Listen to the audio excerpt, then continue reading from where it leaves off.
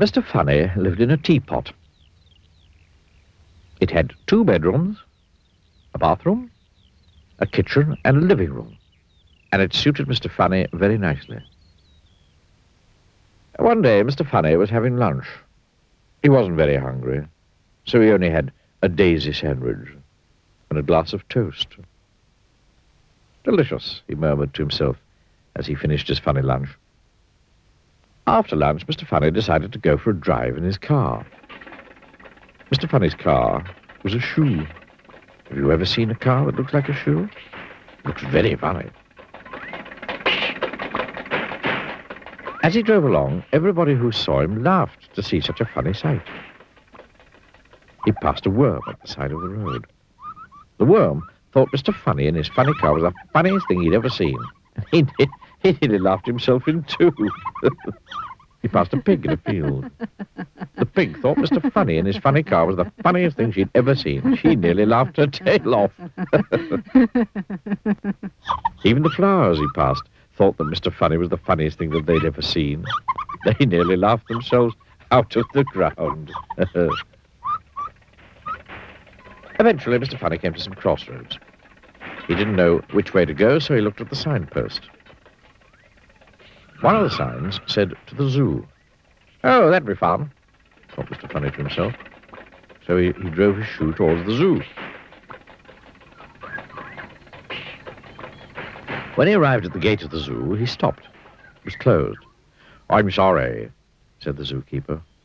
"But we had to close the zoo because all the animals have a cold. They're all feeling very sorry for themselves." "Oh, dear," said Mr. Funny. And then he thought. "Perhaps I could help to cheer them up," he said. "Well," said the zookeeper, "worth a try, I suppose." And he opened the gate. Mr. Funny drove into the zoo in his shoes. First thing he saw was an elephant. It was true. The elephant was feeling very sorry for herself. Very sorry indeed. Mr. Funny stood and looked at the sad-looking elephant. And the sad-looking elephant stood and looked at Mr. Funny. Oh, dear. Then, do you know what Mr. Funny did? He pulled a funny face. Mr. Funny, as you can imagine, is very good at pulling funny faces. The elephant giggled. He'd never seen anything so funny. Mr. Funny pulled another funny face. And the elephant burst out laughing. The elephant laughed and laughed and laughed. Oh, he laughed so hard, she nearly laughed her trunk off. Oh, and she felt a lot better. Mr. Funny went over to the lion house.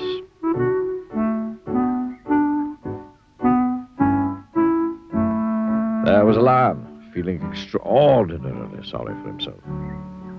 Mr. Funny stood and looked at the sad-looking lion, and the sad-looking lion stood and looked at Mr. Funny. Oh, dear.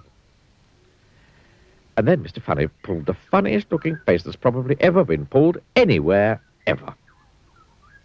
Now, you've heard a lion roar before, haven't you? Well, this lion roared, too, with laughter. He laughed so hard, he did laughed his whiskers to pieces.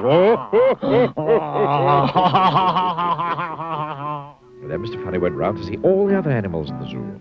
Oh, dear, what a miserable-looking lot. For all of them, Mr. Funny pulled funnier and funnier faces.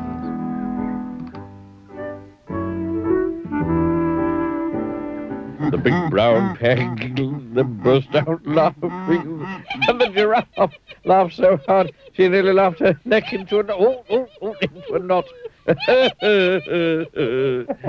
the hippopotamus nearly laughed himself out of his skin, and the penguins nearly laughed their flippers floppy.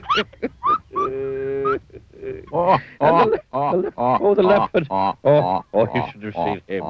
He laughed so hard, he nearly laughed his spots off. His spots off. Oh, what a pandemonium. Oh, Oh, Mr. Funny, giggled the zookeeper, who started laughing as well. Oh, Mr. Funny, thank you very, very much indeed, sir, for coming to cheer us all up. Oh, nothing really, replied Mr. Funny modestly, and drove off in his shoe.